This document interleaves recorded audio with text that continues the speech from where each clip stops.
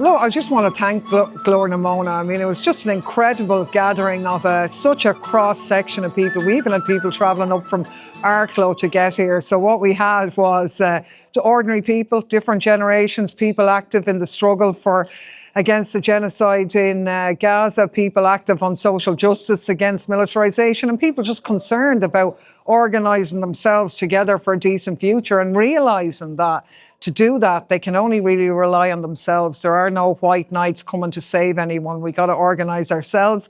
And I think gatherings and festivals like this are such an important part of that. Absolutely brilliant event this evening, and thanks to everybody for organising that.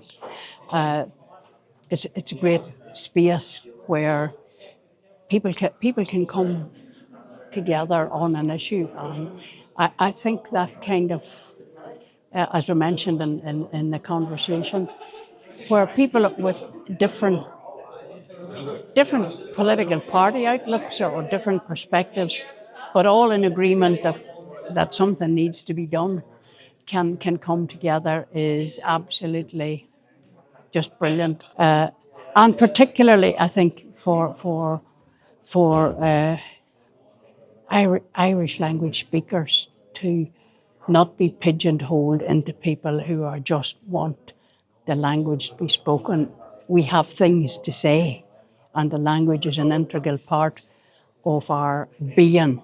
And so, yes, the meeting is in English to facilitate the majority of people that don't speak it, but it's crucial that when these things are organised by people who have the language at the heart. Chiargan, Changa, Chiarganan. Look, she's absolutely amazing, and the voice of experience is never lost. I mean, to be honest, a bit embarrassing for me having to be, being asked questions by Bernadette is a bit of a role reversal, but look, she's a hero for so many people. But I think it is a lesson as well in how being true to yourself, being true to activism, history will come around and history will vindicate you. And that has been the story of Bernadette's position. She's revered around the country and inspiration to so many. So it's wonderful to see that and be part of any initiatives with her. Well, I think it's fundamental that people know, you start with yourself, your circles. There's yourself, there's your nearest and dearest, your friends, your neighbours, your community, your neighbourhood, your city, your country. But that also exists within the context of the rest of the world. And Ireland's a uniquely placed in terms of, as we spoke about tonight, in terms of being within the heart of Western Europe, but being, unlike most of Western Europe, a colonised and not a colonising country. And that gives us an understanding and an empathy. That's not to say that every country and every colonial project is the same, but it gives us an understanding and a perspective that is anti-colonial. And we have to build on that, because that's how people understand not only what's happening in Palestine, it's how they understand homelessness, it's how they understand refugees, how they understand migration, and how they understand the inequalities on a world basis. Because we are both we are the link to the global south, and yet we are people not without significant influence in the colonising north. And that's a big position of human responsibility that we have to take on.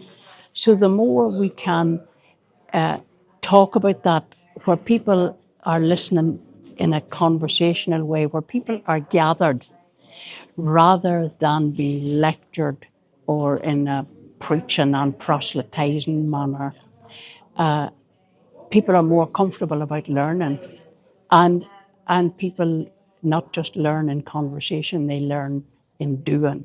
And when we come together like that as activists to talk about what we do and what the meaning of that is, nationally, internationally and globally, it improves our activism as well. I think not only in terms of Ireland, but we in the North have a crucial role to play in terms of the whole question of reunification or building a new all-island Ireland and all Ireland state, that whole conversation is based on the understanding of international human rights, of international solidarity in the context of the whole world and not just this island. Otherwise, as I say, we will find that before we get to the point of decision, that the Ireland that we do not want to join has been created for us, and our choice will be to join it or to stay out. Say honestly that I don't know anybody, and that includes me. I don't know anybody who can, with the same clarity and precision, explain that global position and the European role in it and Ireland's role in it and what's happening. I don't know anybody who's researched it as well and can speak to it in plain English as well, and from a point of activism and not personal political ego. I don't know anybody that does it better than Clare, and I think that's part of what her appeal to a world audience was. I think it was tragic to have lost that voice in Europe, because she used it as a platform. It didn't mean that she necessarily wanted to be there or thought that Europe is where it all happens, but she used that platform to perfection.